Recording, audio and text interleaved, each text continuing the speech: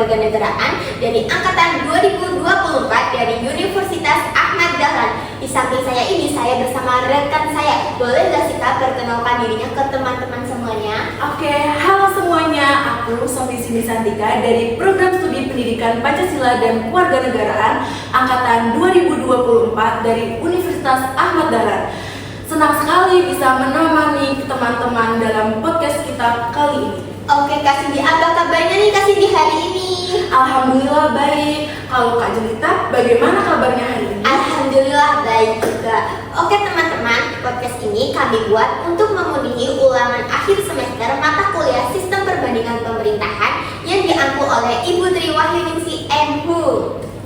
Ya, pada episode kali ini kita akan membahas perjalanan sistem pemerintahan Indonesia dari tahun 1959 hingga 1966. Dari munculnya demokrasi terpimpin hingga lahirnya Orde Baru. Oke teman-teman, di sini kita tidak hanya memahami tentang kronologi sejarahnya ya teman-teman. Kita juga memahami kebijakan-kebijakan apa sih yang diambil, apa dampaknya, dan apa sih pelajaran yang masih relevan hingga saat ini. Oke, kalau begitu langsung saja kita mulai pembahasannya. Oke sih, sebelum memasuki demokrasi terpimpin ini, sebenarnya kondisi Indonesia saat itu seperti apa sih? Kalau kita melihat dari demokrasi liberal, kondisi politik Indonesia sedang kurang stabil. Kabinet sering berganti sehingga banyak program-program pemerintah belum berjalan maksimal. Selain itu, konstituante juga belum berhasil menyusun undang-undang dasar yang baru loh. Oh, berarti pemerintahan itu mengalami kebuntuan politik ya? Betul sekali, Jel. Karena itulah Presiden Soekarno mengeluarkan Dekret Presiden 5 Juli 1959. Melalui dekret tersebut, konstituante dibubarkan dan Indonesia menggunakan Undang-Undang Dasar 1945. Oke, berarti kalau dilihat dari pemerintahan saat itu, keputusan ini menjadi salah satu jalan keluar agar pemerintah bisa berjalan lebih efektif lagi. Iya, Jel, tetapi di sisi lain muncul pertanyaan yang menarik loh. Ketika negara sedang mengalami krisis, apakah memusatkan kekuasaan kepada satu pemimpin saja menjadi solusi terbaik ya? Karena di satu sisi keputusan bisa diambil lebih cepat, tetapi di ruang demokrasi juga bisa semakin sempit tentunya. Nah, itu juga yang kemudian menjadi salah satu pembahasan para ahli. Jadi, lahirnya demokrasi terpimpin bukan muncul begitu saja loh, melainkan sebagai respon terhadap kondisi politik yang sedang tidak stabil. Oke nih, setelah dekret presiden itu keluar, apa sih perubahan yang paling terlihat itu Mbak Cindy? Perubahan yang paling terasa adalah semakin kuatnya posisi Presiden Soekarno dalam pemerintahan.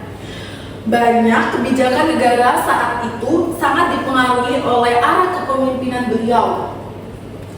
Oke, salah satu konsep yang paling terkenal pada masa itu adalah Nasakom. Apa aja sih tujuan dari konsep tersebut tuh? Ya, Nasakom merupakan singkatan dari nasionalisme, agama, dan komunisme.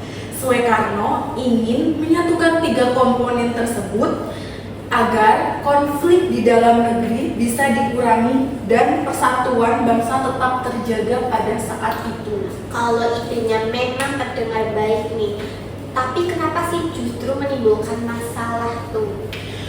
Ya betul ya Mbak Jelita, karena ketiga kelompok itu memiliki ideologi dan kepentingan yang sangat berbeda. Dalam praktiknya, perbedaan tersebut sulit disatukan sehingga persaingan politik justru semakin meningkat, terutama antara PKI dan militer. Oke, berarti pelajaran yang bisa kita ambil itu adalah bahwa menyatukan perbedaan itu bukan hanya tentang konsep, namun tentang bagaimana kita mengelola perbedaan itu agar tidak terjadi konflik. Iya, betul sekali.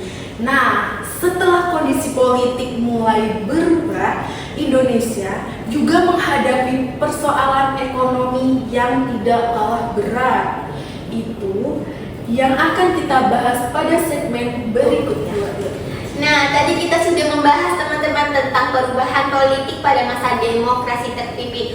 Nah, ternyata tantangan Indonesia itu bukan hanya pada bidang politik ya Mbak Cindy. Iya, betul Tentu sekali. saja ada di bidang ekonomi. Nah, sekarang kita bahas nih, bagaimana sih kondisi awal perekonomian Indonesia pada awal tahun 1960-an?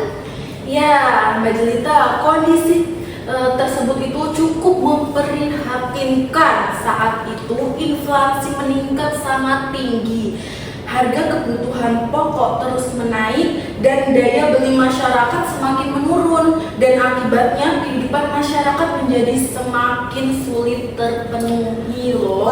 Waduh. Padahal pada saat yang sama pemerintah juga sedang menjalankan proyek besar ya. Ya, betul sekali. Pemerintah ingin menunjukkan bahwa Indonesia adalah negara yang kuat dan memiliki pengaruh di dunia internasional loh. Misalnya, dengan penyelenggaraan Asian Games pada tahun 1962, pembangunan proyek-proyek monumental hingga kebijakan konfrontasi dengan Malaysia pada saat itu.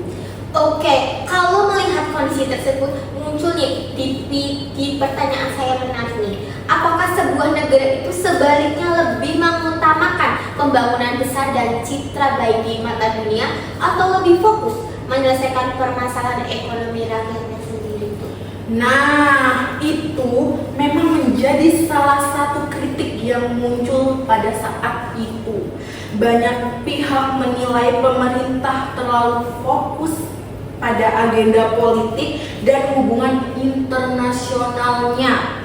Sementara kebutuhan masyarakat sehari-hari belum sepenuhnya terpenuhi loh. Berarti ukuran keberhasilan suatu pemerintahan bukan hanya dilihat dari banyaknya proyek ya Mbak Cindy ya, tetapi juga apakah masyarakat itu benar-benar dapat menerima dari manfaatnya. Benar sekali Mbak Jelita. Dari sini kita belajar bahwa pembangunan ekonomi, stabilitas politik, dan kesejahteraan masyarakat harus berjalan beriringan loh. Kalau salah satunya diabaikan, akan muncul persoalan baru. Nah teman-teman, kali ini kita bakal membahas lagi nih tentang salah satu peristiwa yang sering kita dengar ataupun sering kita bahas dalam sejarah Indonesia, yaitu gerakan G30 SPKI. Nah, iya Mbak Jelita, pada peristiwa ini menjadi titik balik dalam perjalanan politik Indonesia loh. Dalam peristiwa tersebut, beberapa perwira tinggi Angkatan Darat menjadi korbannya, sehingga situasi politik nasional berubah dengan sangat cepat.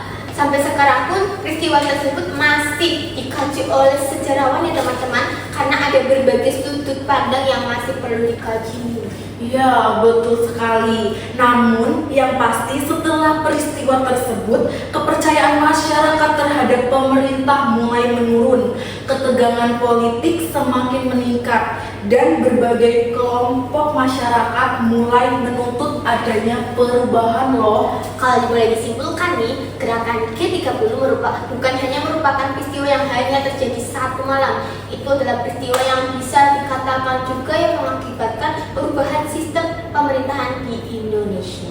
Ya, banyak sejarawan melihat bahwa setelah tahun 1966, arah politik Indonesia berubah secara signifikan loh. Posisi militer semakin kuat dan kondisi tersebut menjadi jalan menuju lahirnya pemerintahan baru. Menarik ya, berarti satu peristiwa sejarah itu bisa memberikan dampak yang sangat panjang dalam kehidupan politik bernegara.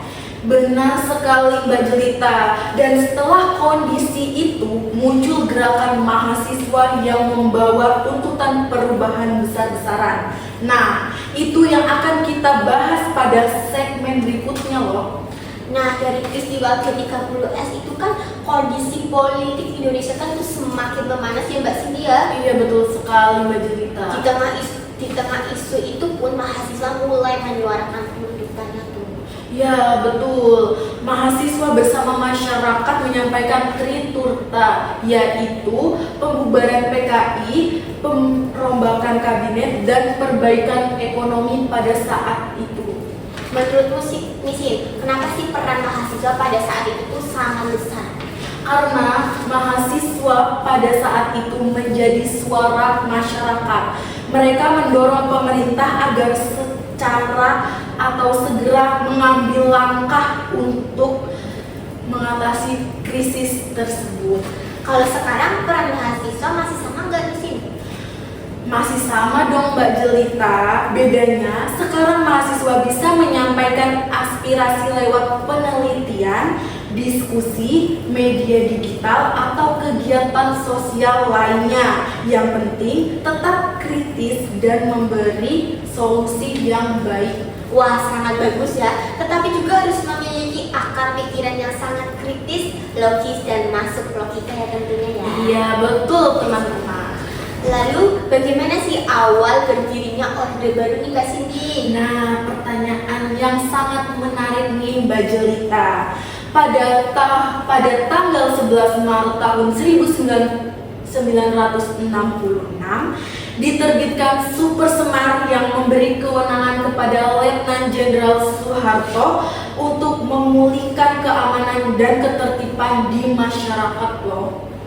Oke, peristiwa itu kemudian menjadi awal berakhirnya kepemimpinan Soekarno dan munculnya pemerintahan Orde Baru ya. Ya, betul sekali Mbak Jelita. Jadi, periode tahun 1959 hingga 1966 menjadi masa perubahan besar dalam sistem pemerintahan Indonesia. Nah teman-teman, sampai juga nih di penghujung acara kita ya, di podcast kita ini ya. Iya, betul sekali Mbak Jelita. Nah teman-teman, dari pembahasan ini kita bisa melihat bahwa perjalanan Indonesia pada masa demokrasi terpimpin itu penuh dengan tantangan dan perubahan pastinya ya Mbak Cindy ya. Iya, betul. Nah, sejarah ini mengajarkan kita bahwa stabilitas, demokrasi, dan kesejahteraan masyarakat harus berjalan seimbang loh. Oke, sampai di sini aja ya podcast kita. Semoga podcast ini dapat menambah wawasan kita nih tentang perjalanan sistem pemerintahan Indonesia pastinya teman-teman ya. Iya, teman-teman. Oke, aku Jelita. Aku Cindy. Sampai jumpa di podcast kita